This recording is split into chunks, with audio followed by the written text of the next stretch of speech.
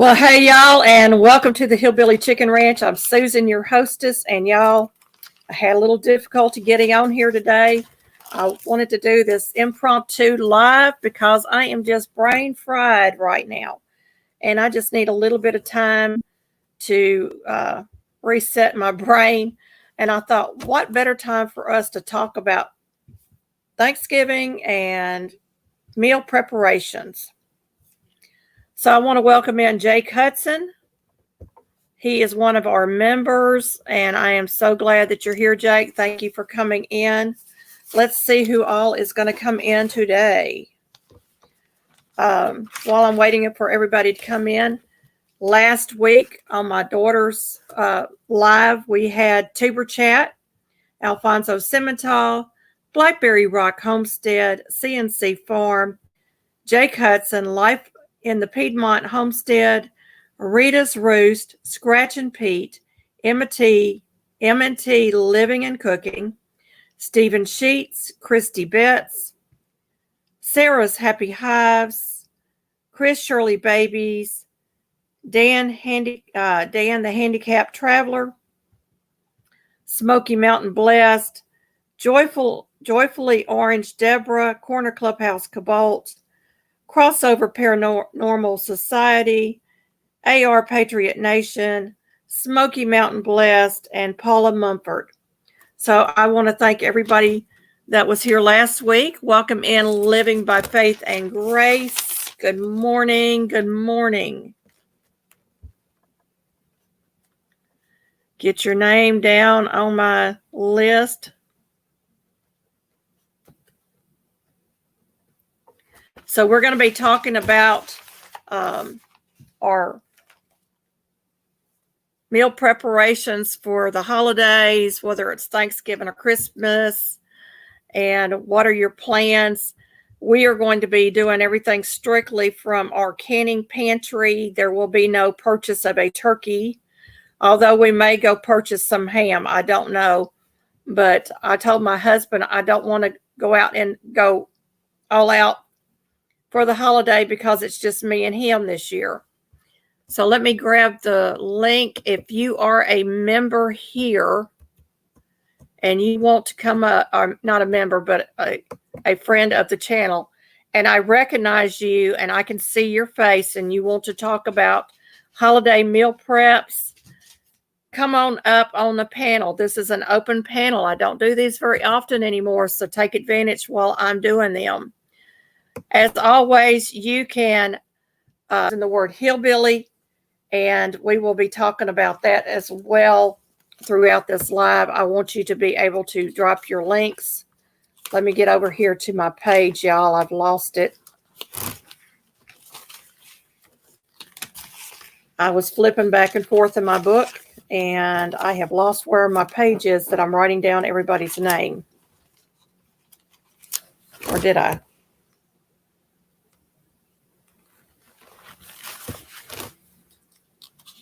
Yes, I did.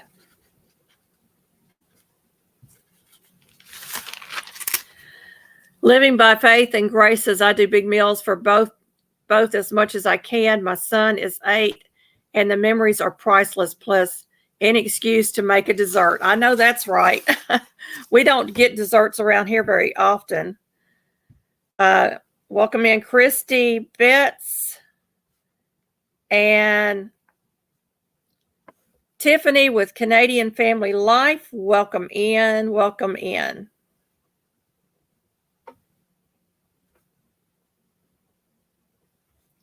So I'm going to need help up here today, y'all. And Life in the Piedmont Homestead, welcome in.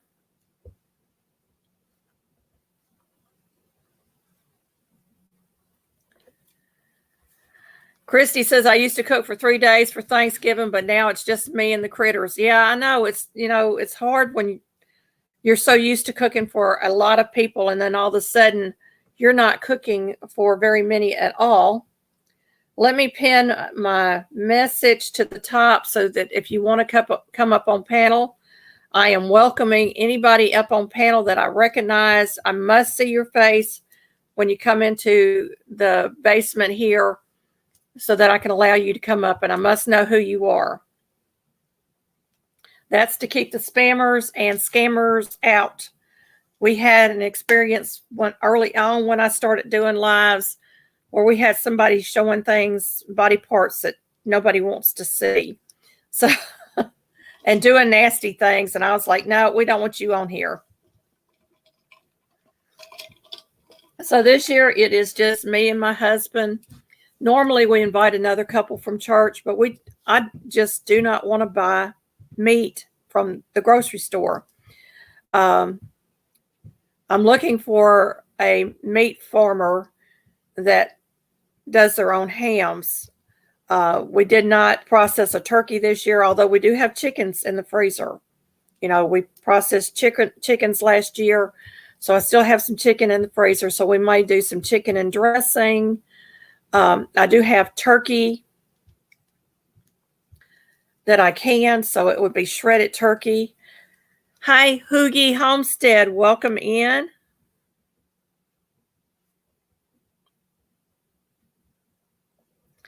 I do have canned cranberry sauce that I canned last year. So the idea for us is we're going to be using things that we already have on hand in our pantry or in our freezers.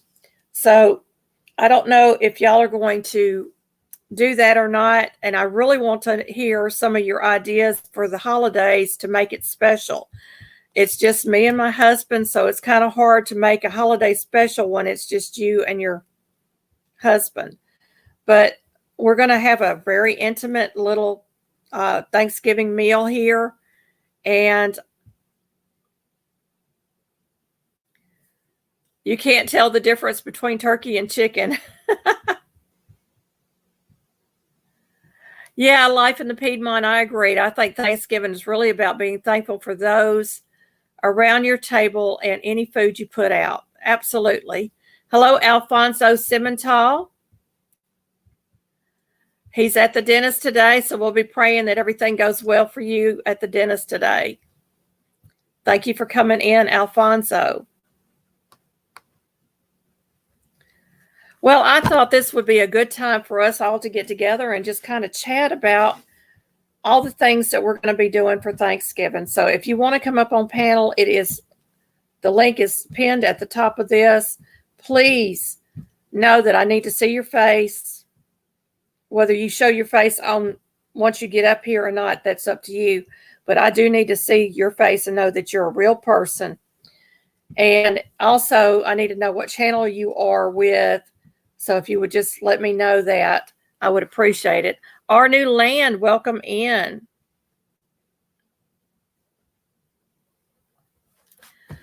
And y'all, I'll be honest with you, my brain is fried. I've got things that I need to be doing in the kitchen, and I can't seem to get my act together. I'm just totally fried. So normally I put out a premiere today, and I couldn't even do that because yesterday I dropped 2 videos instead of 1. And I'm totally discombobulated. Big words, big words. Hoogie says, traditions always make it special. Decorate for Christmas, watch a movie, some special food, etc. Yeah. I don't like football. I have a thing about football and the holidays, and it just really irks me that everybody wants to watch the football games on Thanksgiving. Yeah, it's okay for me to take a day of rest. And I prayed about this last night, and I said, Lord, just give me a topic, anything to talk about, because I was just totally floored. I've got cabbage in there that needs to be made into sauerkraut. That's a 2 to 6 week process. And then I have applesauce in cans that I want to turn into apple butter. And by the time I get my morning started, after I go outside to the chickens and do my morning routine, it's already 10 a.m. and I haven't done anything in the kitchen yet. So my plan is that Thursday morning, after my live Wednesday, Thursday morning, I am going to do the applesauce into apple butter recipe because we all like apple butter.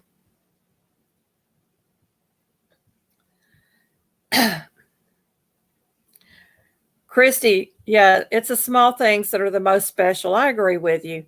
Christy says, once the kids got married, I just had a pot of chili sandwiches and goodies for Christmas, and they can just come in and eat after the visits with different families. That's a good idea. Actually, that's a very good idea.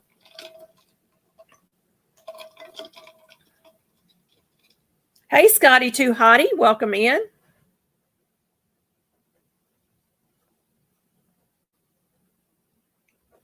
Scotty says, to me, it doesn't matter about the food. I'm just happy to be with family since you never know when your time is up. Absolutely. Maritza's Yarn and Crafts, welcome in. Ola.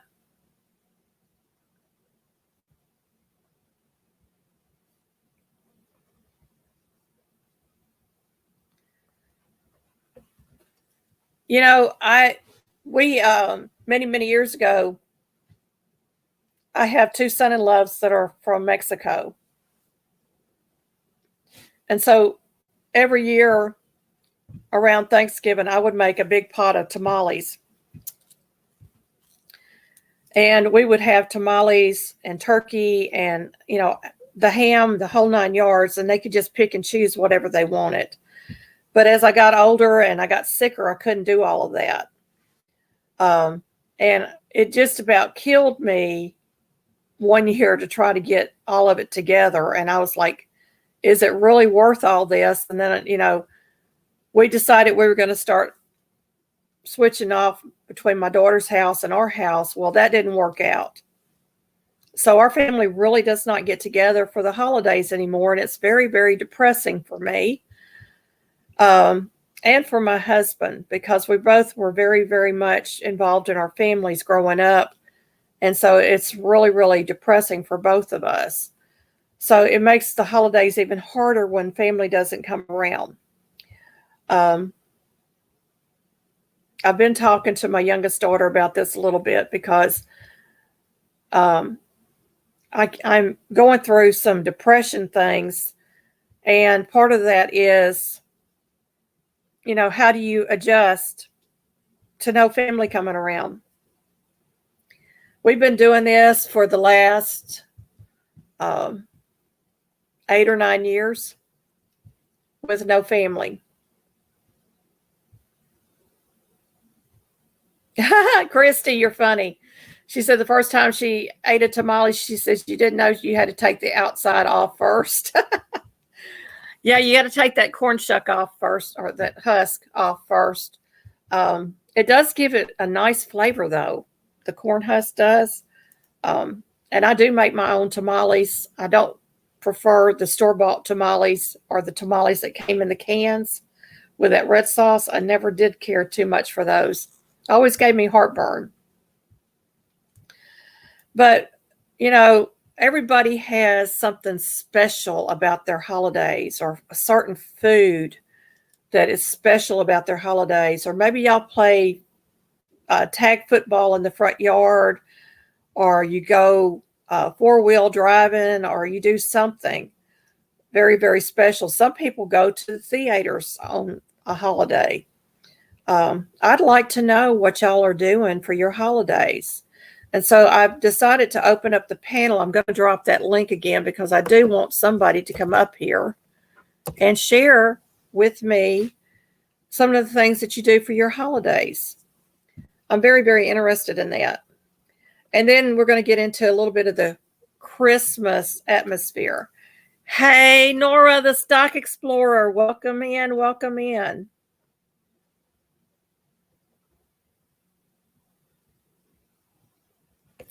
Thank you, Life in the Piedmont. I appreciate that.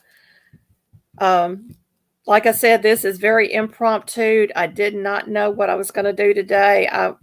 My brain, I'm not kidding y'all, I am having brain farts big time for the last couple of days. And, Monday, I was going to drop one video. I dropped two. And the other video was supposed to be for today. And so I was like, what am I going to do now? They've already dropped, so I didn't want to take it back off and bring it back. Christy says, I haven't had a holiday with my family for 2 years, and it's very hurtful after all the holidays I worked so hard for them. Don't mean to whine, but I grew up. We took care of our older family. Absolutely. That's the way I feel, Christy, and it's sad. Hey, Ruby with Rushing Wind Mountain, welcome in.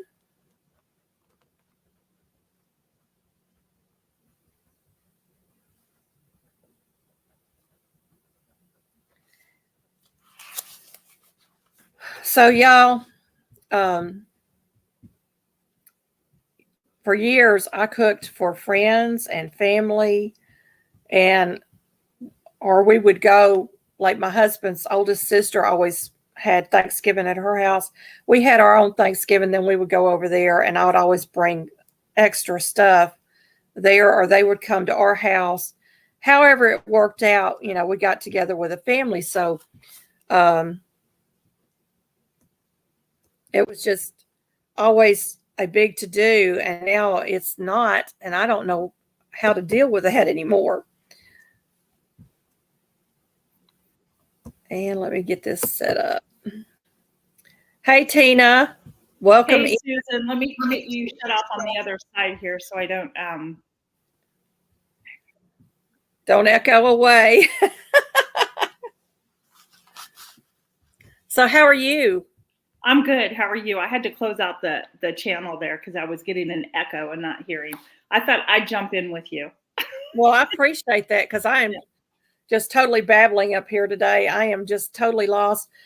So I've been going through this for several years now where we've had no family, but we've had friends come to Thanksgiving. And because of the P.O.Box, we had to stop that. And so we have really depleted anything that we had in the freezer as far as turkey meat and ham and all of that. It's gone. The last 2 turkeys I canned. So we're going to have canned turkey something. I don't know what we're going to have. That sounds great. But it is a different time in life, isn't it? It's a different stage, a new season that you and your husband find yourselves in. And I think it's a hard transition. I'm in that same situation. It's just a different season, and I just try to embrace it. Yeah, well, I'm trying to embrace it, but it's really, really difficult. So yeah, I'm sure. I'm sorry to hear that. Yeah, so we've been inviting people from church. We have a couple that comes, and they were coming for just about every holiday. But this year, I just didn't feel up to it. I told them, I said, I don't feel up to cooking the big blowout meal and everything. So we're not doing that. We will be having Thanksgiving with our church family. Oh, that's nice. Yeah, so that'll be nice. We'll get together with them. And my husband has offered to take me out to supper, but I told him, I said, it costs so much to go out to eat now. So my idea is we're going to be using what we have on hand in the pantry or in the freezer, and we're going to be making our meals strictly from that. Yeah, absolutely. Yeah. So I did the majority of that last year, and we'll do it again this year as well. So, but you were talking about family traditions, and so every year on my side of the family, that came from my dad's mom, who taught my mom, who eventually taught me, and my grandmother and taught me, we make homemade ravioli. Oh, wow. And so that skill has been passed down to my daughter. And so this Sunday, our friends are coming in from Texas to spend the holidays with us, which will be nice. And so we'll be going over to my daughter's house and her husband, and we'll be making ravioli for the holiday. And so it is a tradition that on Thanksgiving, raviolis have to be on the table. I don't even know why I do a turkey, because it never really gets eaten. We eat the turkey, but Yeah. So you have some Italian blood in you somewhere. I do. It comes from my dad's side of the family. Right. So, yeah, northern Italy. Wow, Switzerland. That's a wonderful thing to have, and a nice tradition that you're carrying on. Yeah. I would like to learn how to make homemade raviolis. Have you done a video on that? Actually, I will be filming this week to get a video up, hopefully next Friday when I post my normal videos.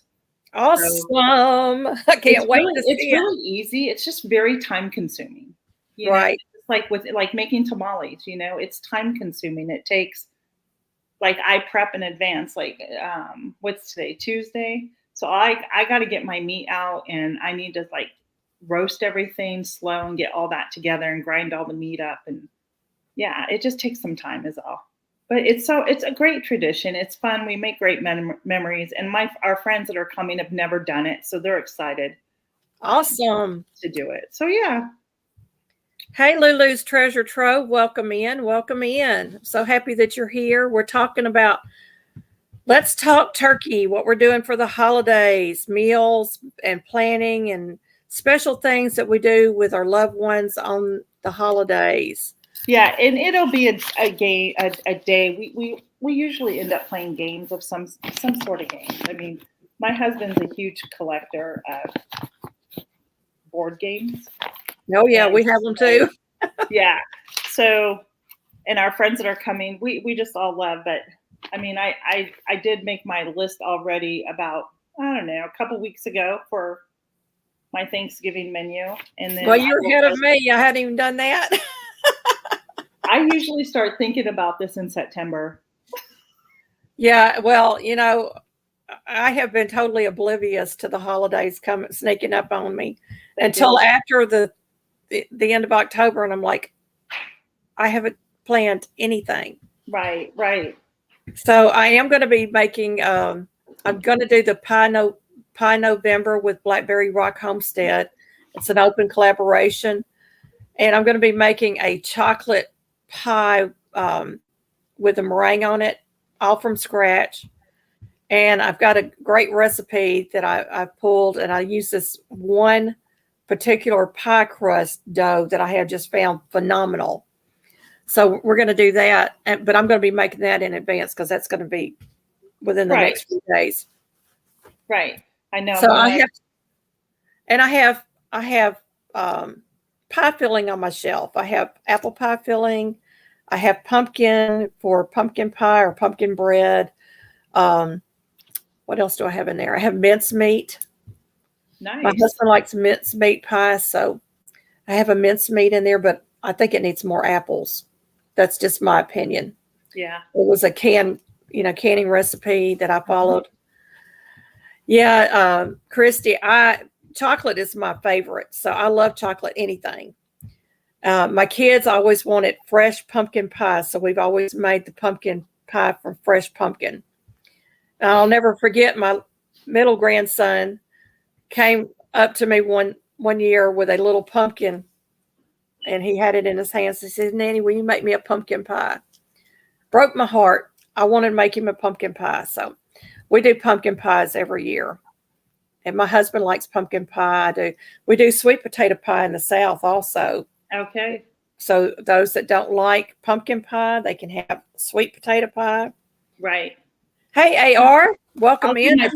I'll do pumpkin bread. It's been, I haven't made it the past couple of years because I'm usually in my shop with my business, and this is the first year I'm not going to be there. I closed the brick and mortar part of it, so I'm really happy that I have the whole week to do what I need to do for Thanksgiving. But pumpkin bread is a tradition. I use Grandma's recipe, and I always make pumpkin bread. I have the little mini loaf pan, and I make mini loaves for all the guests that come and place it at their Oh, that's awesome. I try to change it up every year. And a little bit of cream cheese on top of that is the bomb. The frosting. Even a little sprinkle of powdered sugar on top of it is really nice. I've always made everything from scratch. I learned everything from my mom and my grandmothers, of course. And so they cooked everything from scratch. So Thanksgiving and Christmas meals has always been a scratch meal for me. So it included rolls, the dinner rolls, everything. Now here in the past few years, I haven't been doing near as much as I used to, like I said before. But usually the pies would get made 2 or 3 days in advance because you can always freeze the pies and pull them back out, most of them.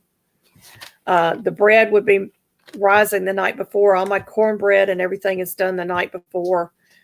And then the big bird goes into the roaster where you have a big roaster, electric roaster. So I don't even do it in the oven anymore. And then my dressing would go into the oven.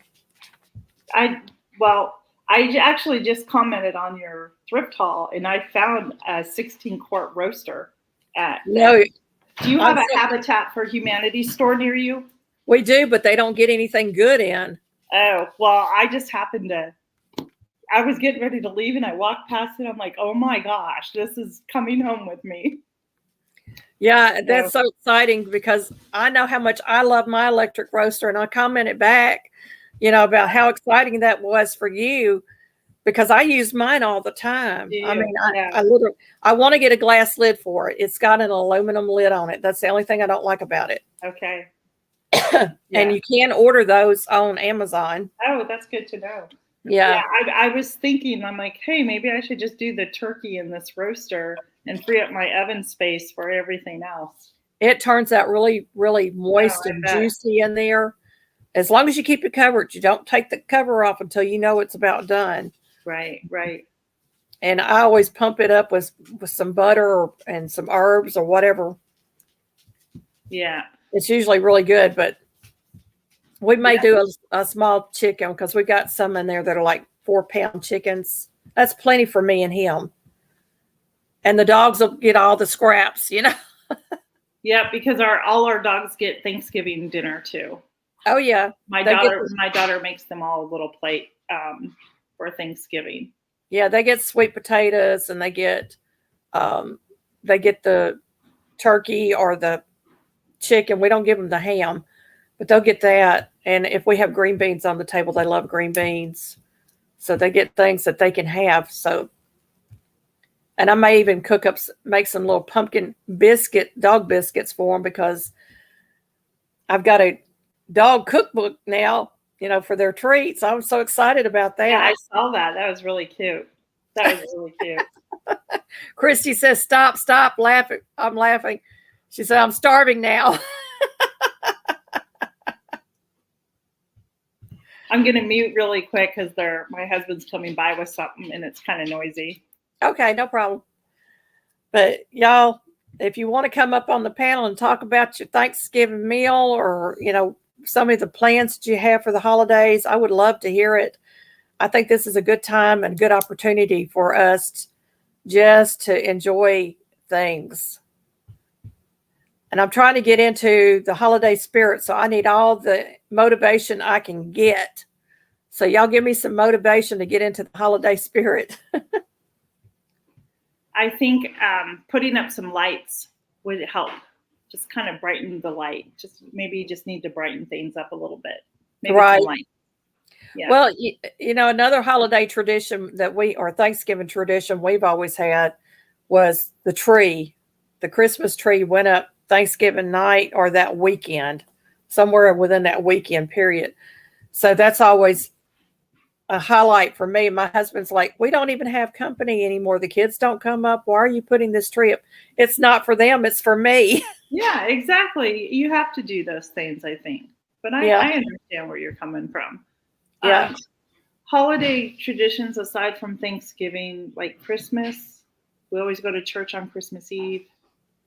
And then one of the things of where I live, because I live in Virginia, I'm not far from the Antietam battlefield, which we go to quite frequently. And they always have the luminaries, and the luminaries are through the battlefield. And each luminary light that is lit represents a person that died during the Battle of Antietam. Oh, wow. And it's really a great thing to see. And then there's always lights you can go see. We're going to take our friends to drive through Bull Run and take them to go see the Festival of Lights because that's fun to go do. Yeah, we live out in the country, so we don't see a lot of holiday lights here. Now, in Jackson, Tennessee, they have a big to-do, and you pay to go through this little setup that they've got, just like they have down in Memphis. But we've never gone. But we do have. Maybe that's a new tradition you start. You and your husband go. Yeah. Well, we do have a house around the corner from us that every year they light up. Their whole yard is just one scene after another, Christmas scene. And it's really neat. And then they have a Santa Claus thing on the window where you see Santa Claus in there, making toys and doing all kinds of stuff. And we like to go and just watch how the kids react. Oh, absolutely. Yeah, and then they take the money and they take up money, and it goes to a horse refuge where these horses were going to be slaughtered or whatever. And so this rescue, they raise the money for the rescue to feed them and take care of them. That sounds like a good cause. Is there anybody else going to come up and join in? I don't know. I guess I need to drop the link again, see if anybody else wants to come up. Don't be shy.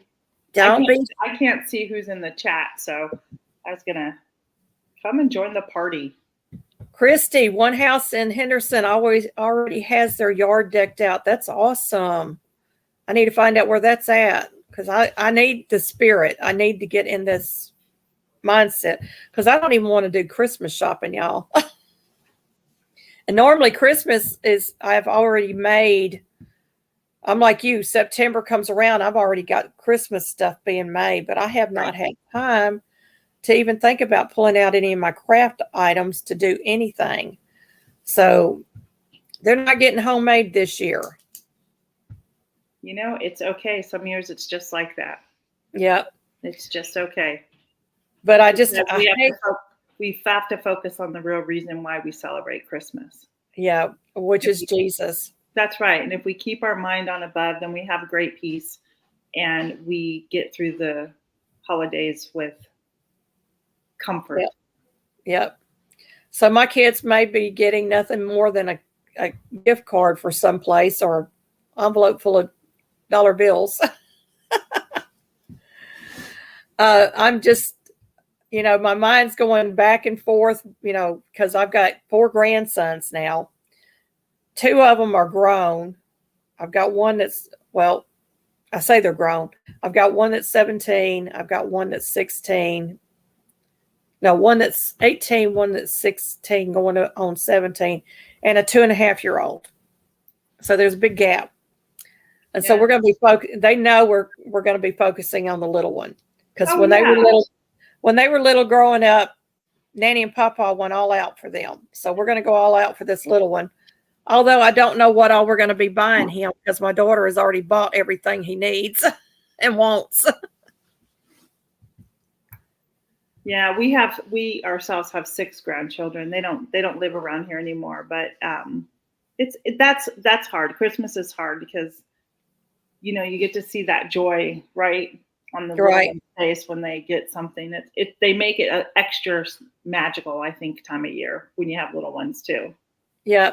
And I saw something and I wanted to share it with my daughter that has the little one because I crocheted him a elf on the shelf and he absolutely loves that.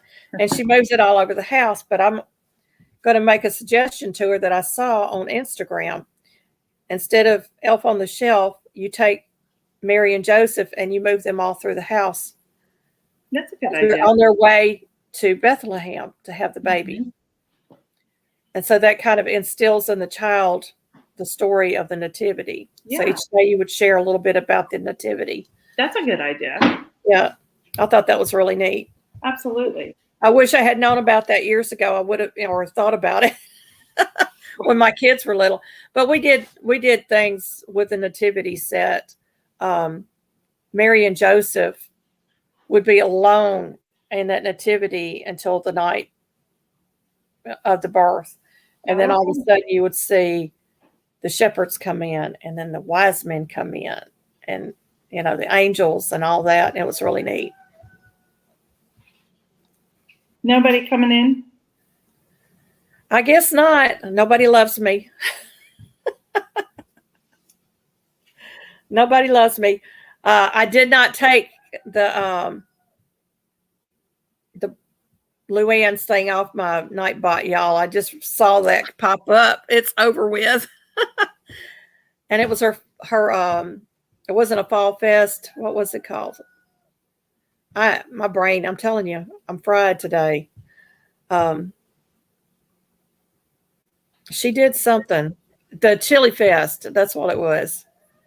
The Chili Fest 23. I just finished Fall Fest, so I'm thinking Fall Fest.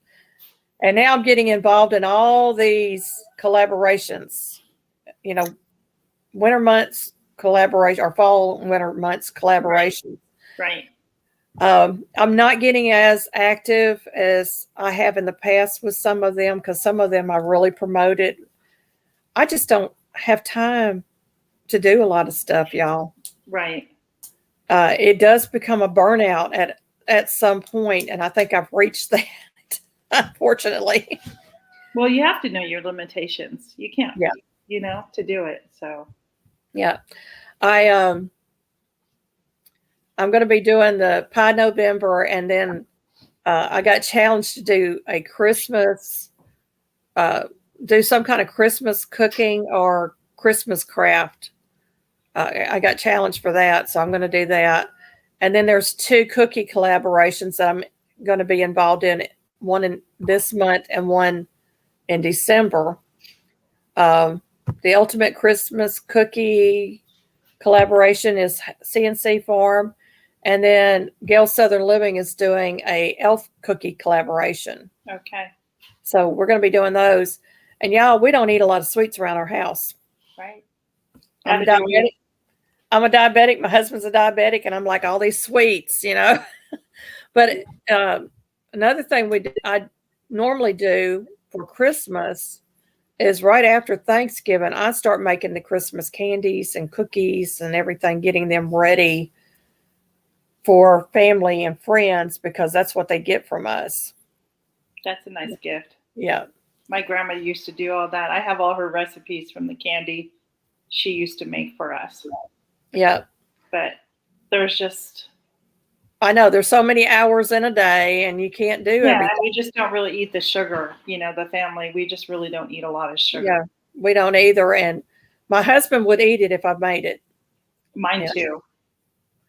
So I did make him some apple muffins, applesauce muffins the other day, and they turned out really good. So I am going to do that recipe up. And I'm probably going to get into a little bit of bread baking here. I just completed my very first loaf of sourdough. Oh wow. It was so easy. It was a lot easier than I anticipated it to be. So if any of you out there watching are intimidated by it, don't be, because it really was easy. And it was really good. My husband and my son, they devoured it. Wow. I had sourdough starter in my refrigerator, and I went in there about 2 weeks ago and it had molded. So has the black liquid on top, yeah, that's normal. If you just stir it in, it actually mixes. Well, actually, you're supposed to pour it off and then stir it. Yeah. But I didn't. I just threw it away because I haven't made bread and I couldn't tell you how long. Yeah. And all I was doing is feeding our septic system with it. I heard you're not supposed to put it down the drain either.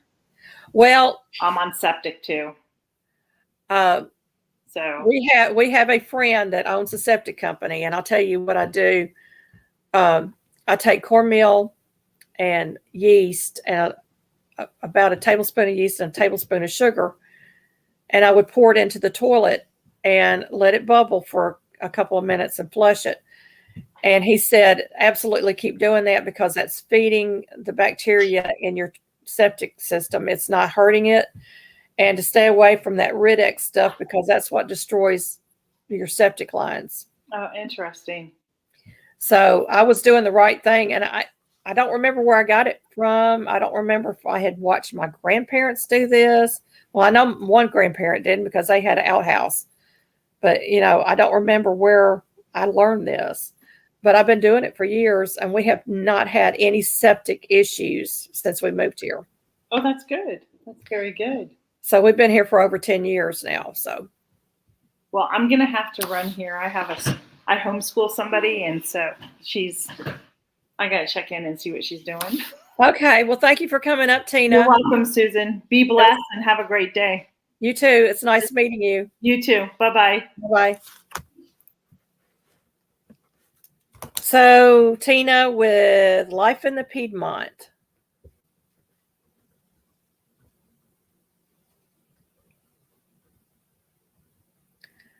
Anybody else want to come up on panel? You're more than welcome to. Do I have anybody out here actually watching? Christy says she has made peanut butter fudge, but it's a lot of sugar. Yes, my husband makes peanut butter fudge. He's the fudge maker. I make chocolate fudge, and I'll make divinity and all kinds of sweets that we're not supposed to have and have our sugar run through the roof. But I'm trying to be good and not do a lot of sugary sweets. Christy said, my house and yard used to look like a Christmas vacation. I had to unplug the decorations to use the microwave or I would trip the breaker. Oh, my goodness.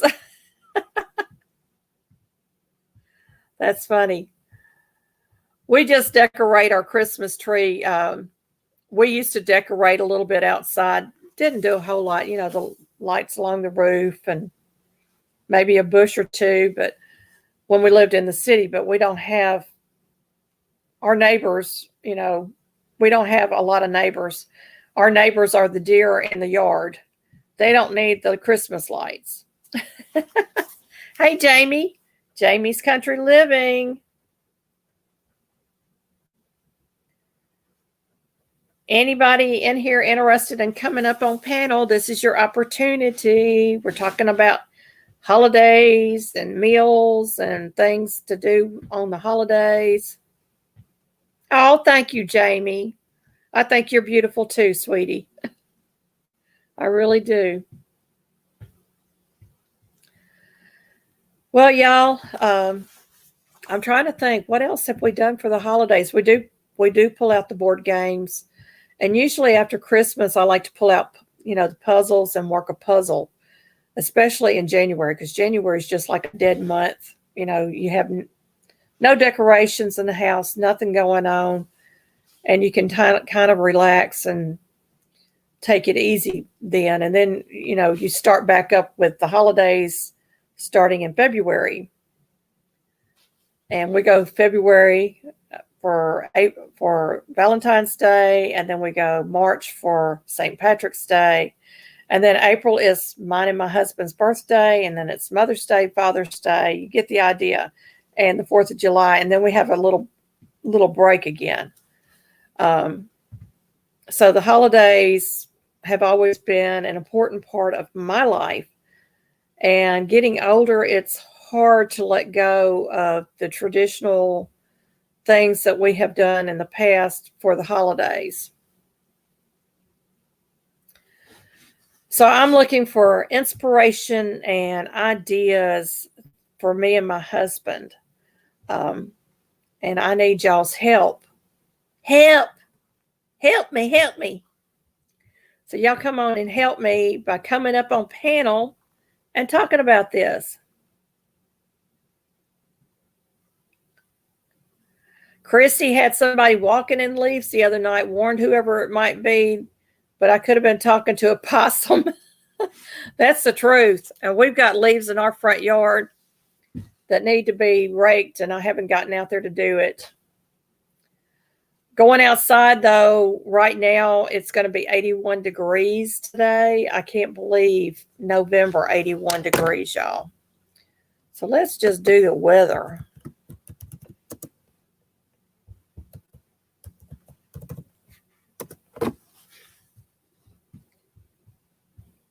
See what the Nightbot brings up.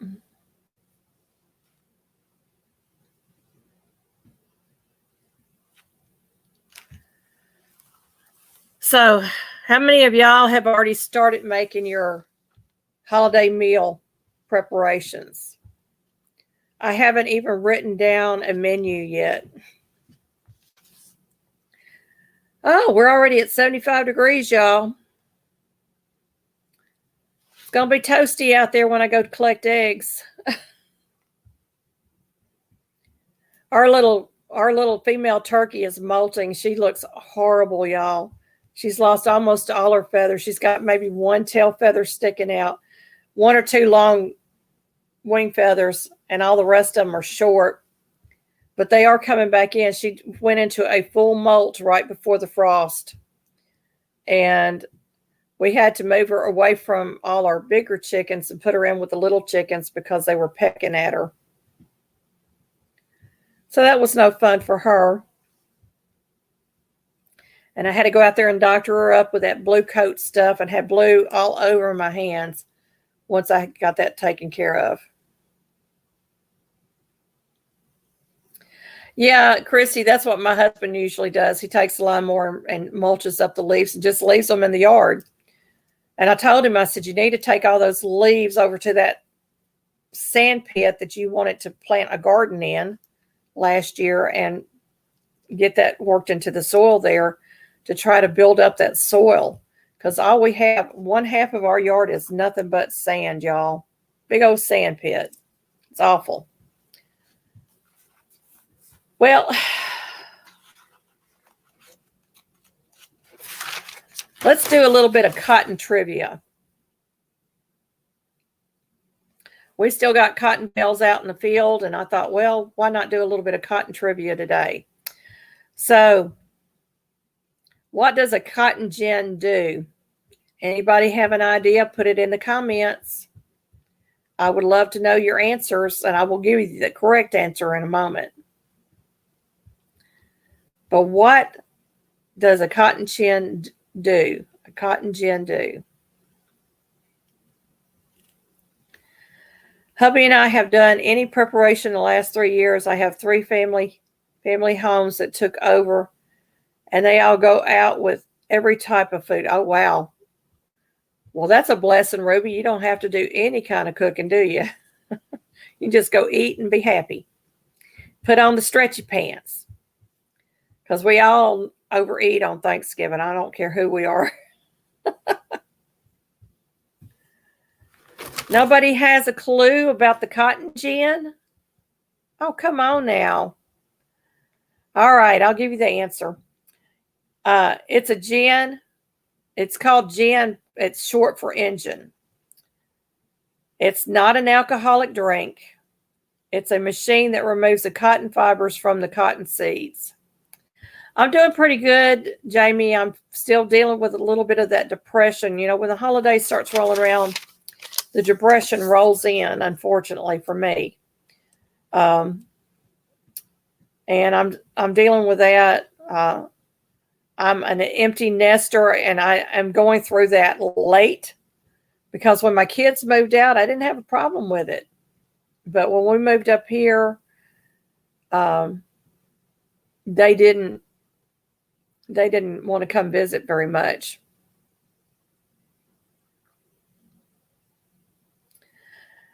Yeah, Ruby, you usually bring a dessert. That's a good idea, though. It's kind of hard for me to stop cooking, though, because I've been doing it for so many years. Yeah, it separates the cotton from the husk.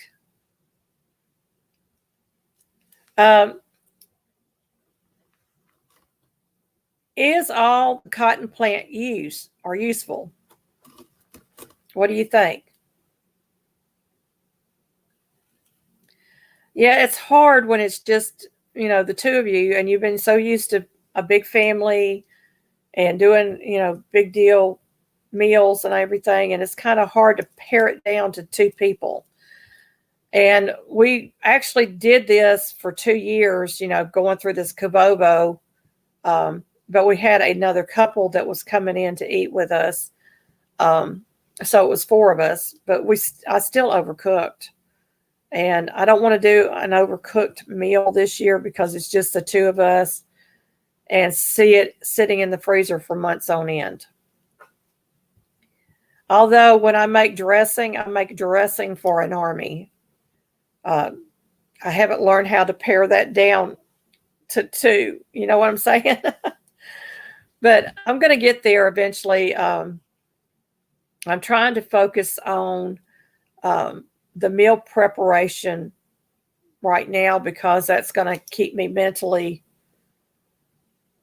working on something. And I guess I'm talking about food because it deals with food. Ruby, you're right. All the cotton plant is useful. The fiber is used for clothing and linens. The seeds are used for animal feed and for human use in cottonseed oil. The plant stalks are usually tilled back into the soil after a harvest, but the hulls and stalks may be used as composted material for gardening, although they do contain the chemicals used on those cotton plants. So you have to be aware of that if you're doing an organic garden.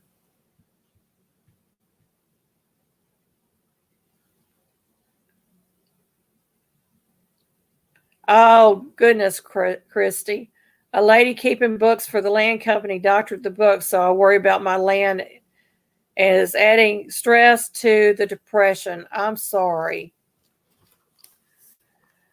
Is cotton sustainable? Is it a sustainable crop?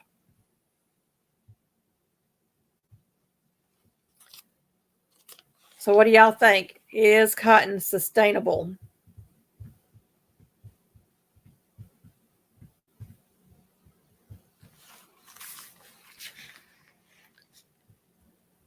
Oh, well, I've been on here for 51 minutes, y'all.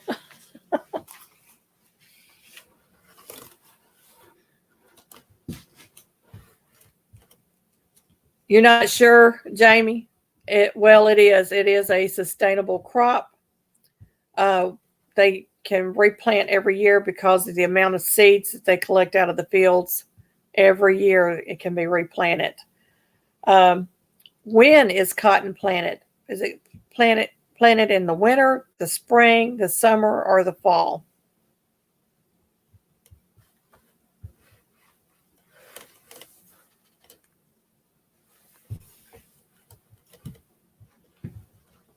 When is cotton planted? Winter, spring, summer, or fall?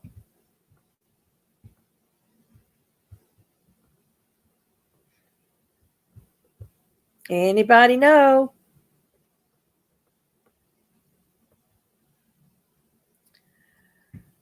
No, Jamie, it's not fall. So winter, spring, or summer? What do you think?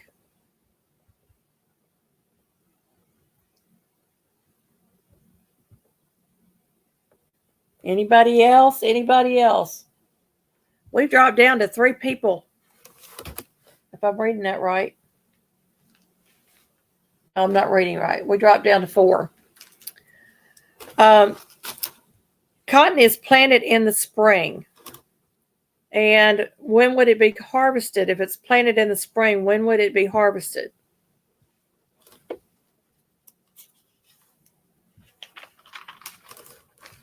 It's planted in the spring, so when would it be harvested?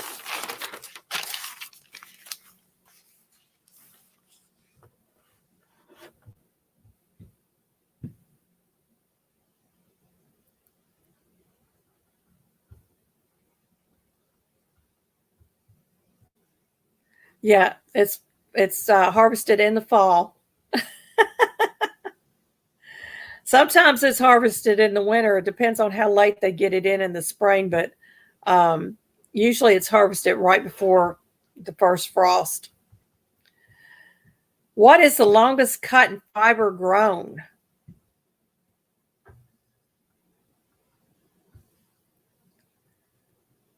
Are y'all cheating and going and looking online?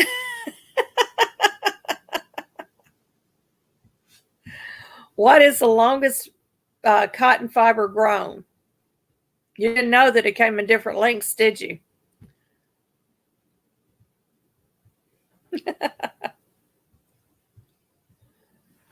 Oh my goodness.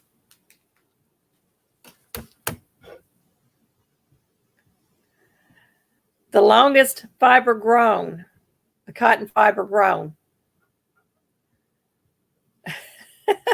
You're just guessing? 24 inches? Whoa, wow, that's some long cotton.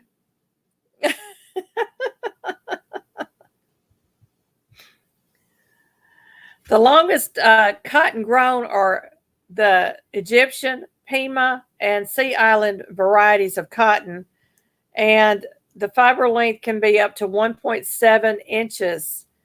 and it spins a very soft yarn. So I thought that was pretty interesting to know about that. I didn't know that there was different lengths in the cotton myself. And I've grown up with cotton growing around me all my life. What is the most popular cotton variety grown?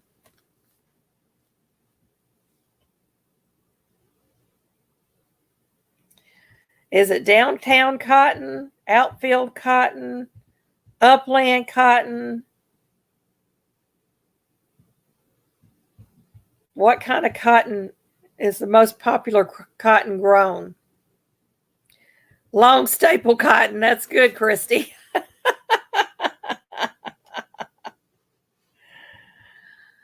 Oh my goodness.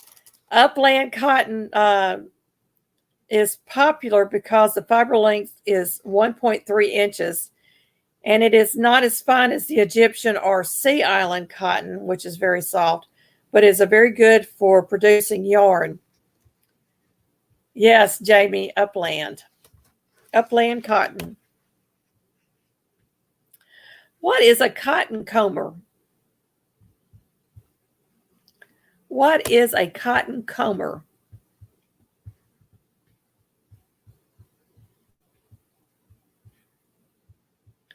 Christy says, I never picked cotton, but I had family that did.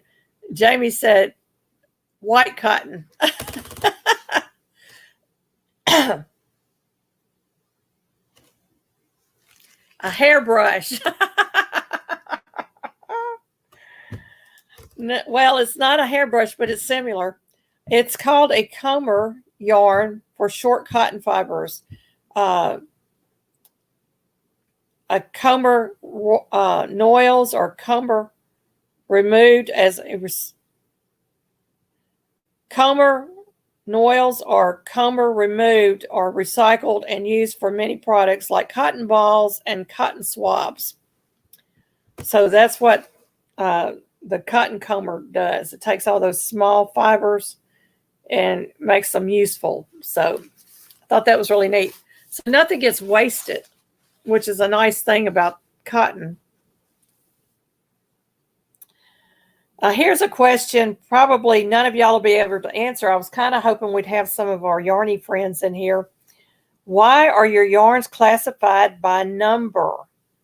Because cotton is often made into a yarn. I use cotton yarn for a lot of products around my house, like the dishcloths, the hot pads, back scrubbers, washcloths, just a number of things that I use the cotton yarn for. So why are yarns classified by number?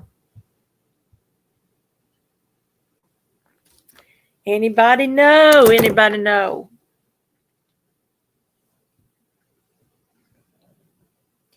Jamie, that's a good guess. The thickness or the grade of it. That's a very good guess. The higher the number, the finer and thinner and softer the yarn is. So if you have a 16 yarn, it's 2 times the weight of a 32 yarn. So yeah, it is for the strength, the thickness, and all of that. So that was very good, Jamie. You did good on that one. What are the numbers on our bedding sheets mean? You know, you got a set of sheets that are 300 count or 500 count or 600 count or 900 count. What does that mean? Chrissy says, except when it blows off the trucks, there's cotton all over the side of the road. That's true. But you know what? The birds collect all that cotton and put them in their nests.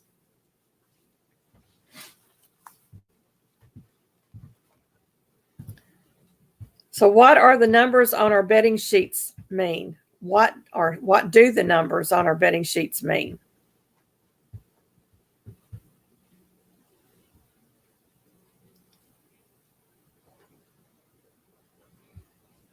Anybody know? Anybody know?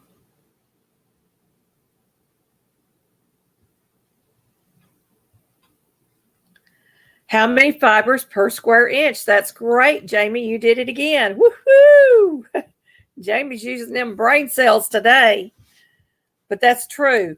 The number represents the number of yarns per inch of fabric. So the number of threads per inch of fabric. So if a sheet set were 800 count, that would feel softer than a sheet that's 500 count. Yeah, the higher number means better quality and durability. That's true. How many states in the United States grow cotton?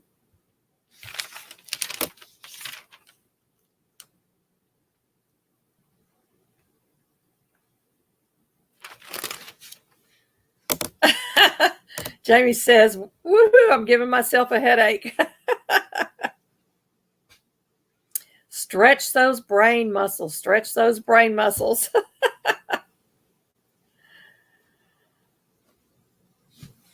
How many states in the U.S. grow cotton?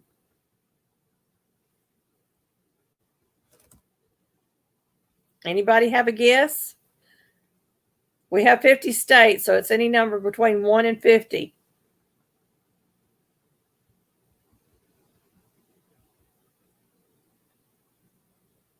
Jamie says 12.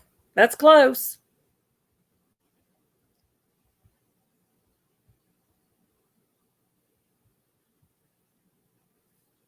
I'll give you a hint. They're southern states. 25? That's too high, Jamie. That's too low, Jamie.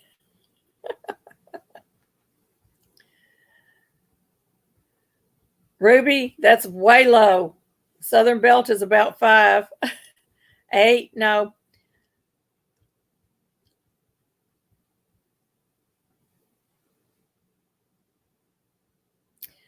All right. There are 17 southern states that grow cotton right now.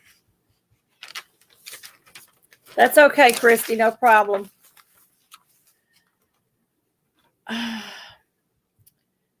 Now, here's a good question for you. Who purchased the majority of southern cotton? And I'm going to let you know that it is a foreign nation or foreign country that purchases the majority of our cotton.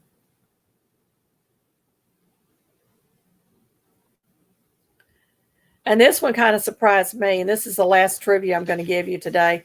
I might do another trivia on this because there's a lot of information on cotton out there. No, it's not Africa, Christy, but that's a good guess. It's not Japan.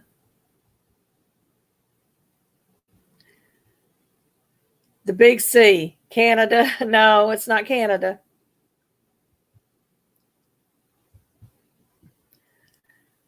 Yeah, somewhere hot. The majority of our cotton, or 75% of our cotton grown in the American South, is sold internationally to the British Empire. Great Britain, y'all, or now the UK. The Northern industrialists purchased the remaining 25% for textile goods. So that's why we have our T-shirts and our sheets and our fabrics and linens and all that good stuff here. And a lot of times it gets sold overseas and it comes back to us as merchandise. So that was really interesting. The cotton industry was considered king cotton at one time. It was a slave-run industry. And Memphis, Tennessee was the hub for the cotton exchange because of the Mississippi River. It was one of the reasons we had the war between the states. It was not necessarily over slavery, but it was over the cotton industry. Yeah, Christy, we used to wear a lot of cotton when I was younger too and had to iron everything. Everything had to be ironed. And now I wish I had more of those cotton clothes. really and truly, because cotton is so comfortable. In the summertime, when you sweat, you're cooler. In the wintertime, it keeps you warm. It's just an all-around great fabric that we get. And the best part of it all is God created cotton. So it does have some bad history with the slavery industry. It was a slave industry, but it has a good ending. It never went away. And it was one of the many, many, many reasons that we had the Civil War in the United States. So one of the main reasons, though, and the history books don't tell us this anymore, but they used to tell us this, was the Civil War was caused by taxation. The taxes had gotten extremely high, and so the North and South went to battle. And then towards the end of the Civil War, of course, slavery was brought out as an issue, more than likely because of the cotton industry. And so the North really did not want the South to have any gains of any kind. And cotton was a major gain, a major resource for the Southern states. And so that was part of the reason. Christy is asking for prayer for our Jewish friends. A Jewish family had to close their YouTube channel to protect the children from threats. Oh my goodness, that's so sad. Definitely we need to be praying. We've got all kinds of things going on. We've had the White House, they've been holding, these marches and stuff in front of the White House, and Jewish businesses and things are being threatened. So definitely we need to be praying for our Jewish friends. We need to be praying for the world, because our world is in an uproar. I'll be going into a lot more of that tomorrow when I come back from my live. And tomorrow I hope to be a little better prepared than I was today. I had all kinds of problems. My computer decided it wasn't going to have any sound on it. And so I had to reboot, take my computer completely down and reboot it. And finally I got the sound back. So I was a little late getting started, but thank God I got it started and figured it out.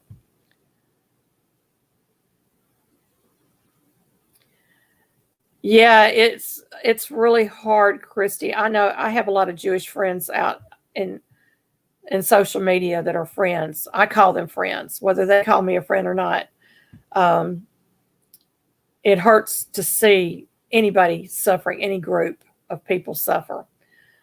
But the Jewish people have suffered forever and a day, because they are the children of God. And why are we fighting over the little dot on the map of land? For all the people out there that don't believe that God is real, God put the Jews there for a reason, to show who he is.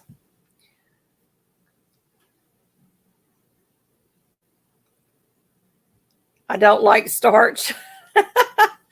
Jamie, it was rough when you had to starch those clothes.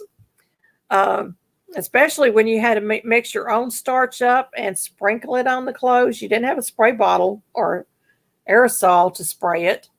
We had to dip our fingers in there and sprinkle it on the clothes and hope it got evenly spread. It was so bad.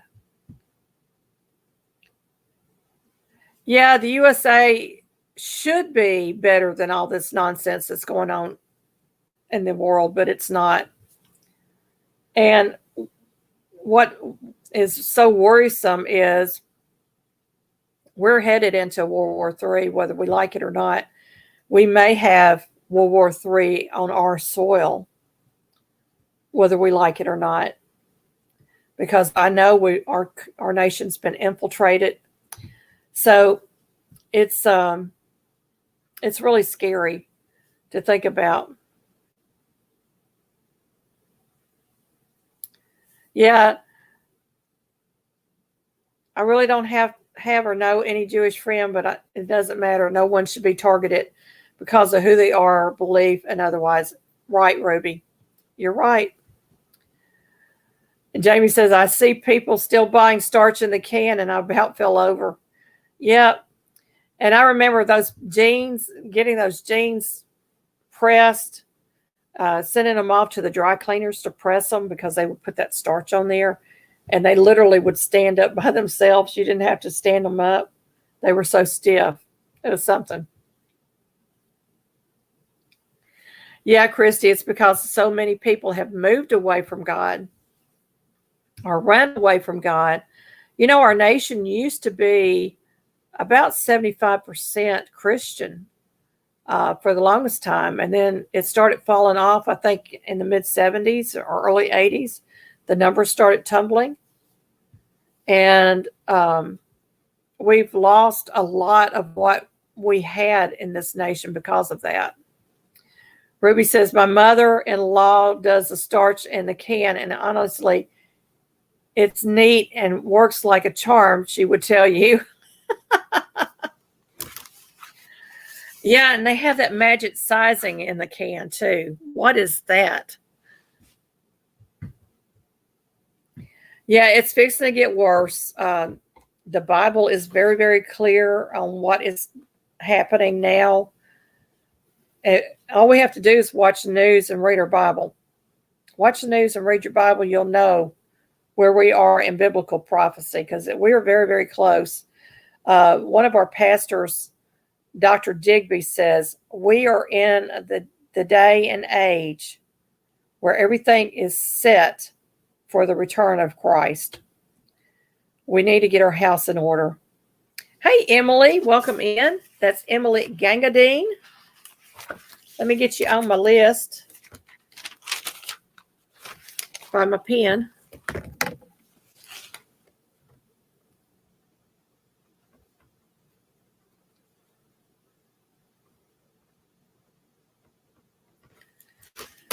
So welcome in, my friend. I'm so glad that you're here.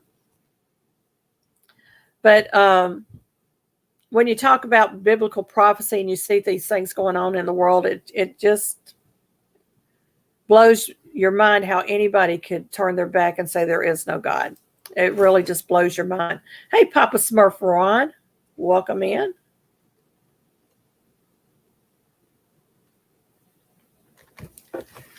So nice to see you here, my friend. We're going to go for just a few more minutes. We are going to pray for Israel, for the Jewish people, the Jewish population here in the United States and around the world, because things have gotten so out of hand. If y'all understand who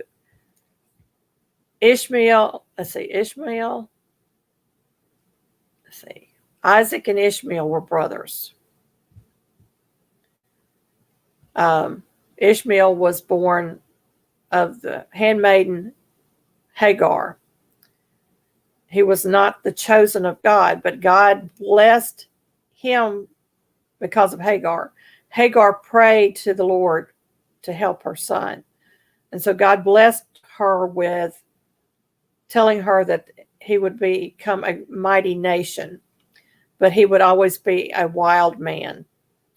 And boy, has that ever been true for the children of Ishmael, which are the Muslims, the Arab nations.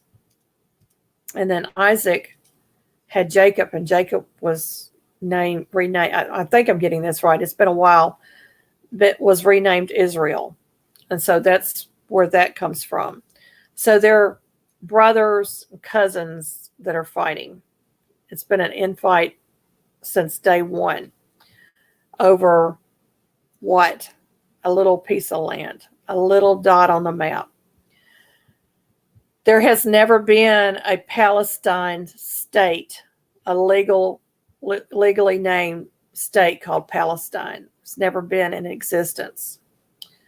So when you hear about Palestinians and this, that, and the other, it gets kind of confusing. But if you go back and you look at your history, of that area and that region, you'll realize there was no Palestine or Palestinian state.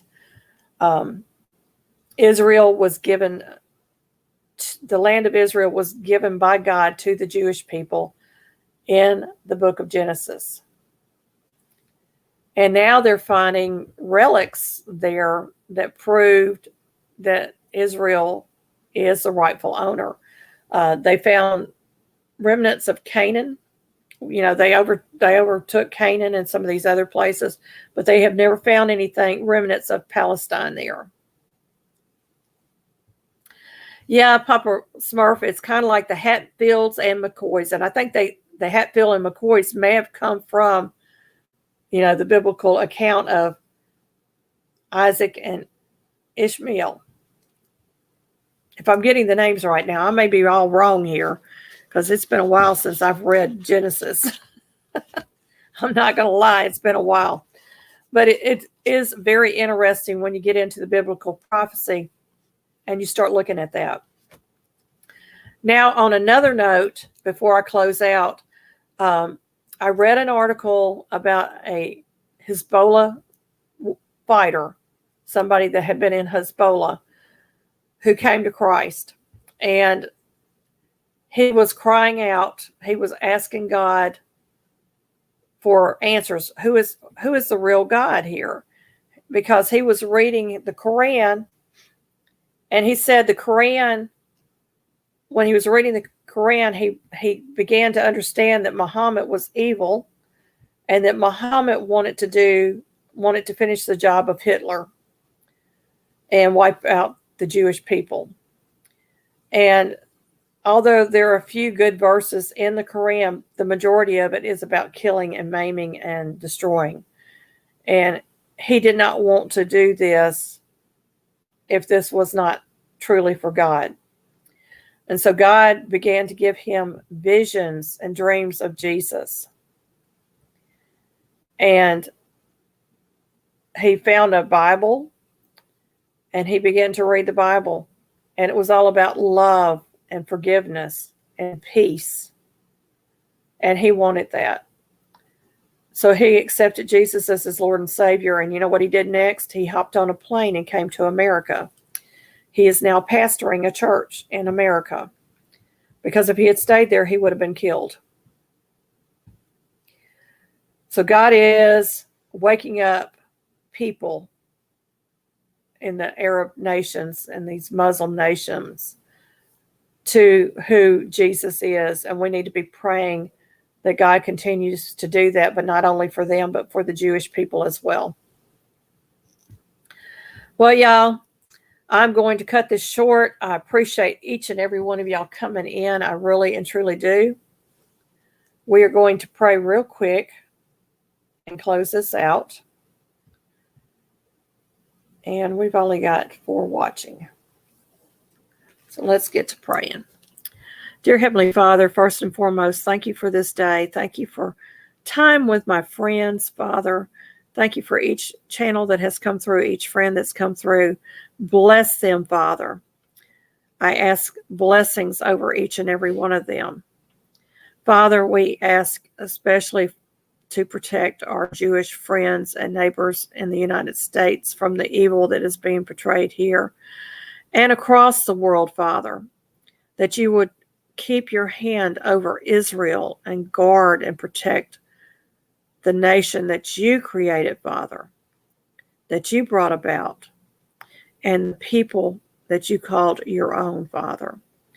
And we ask not only for the Arabs and those children of Ishmael to have visions and dreams of Jesus, but also our Jewish friends and neighbors, that they would also have visions of Jesus and know that he is the Messiah that they have longed for.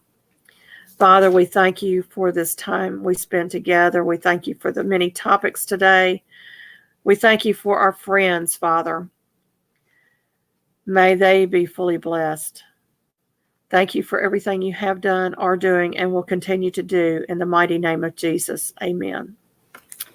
Thank you, everybody. Y'all have a blessed, blessed day, and I'll see you tomorrow, God willing, and the creek don't rise.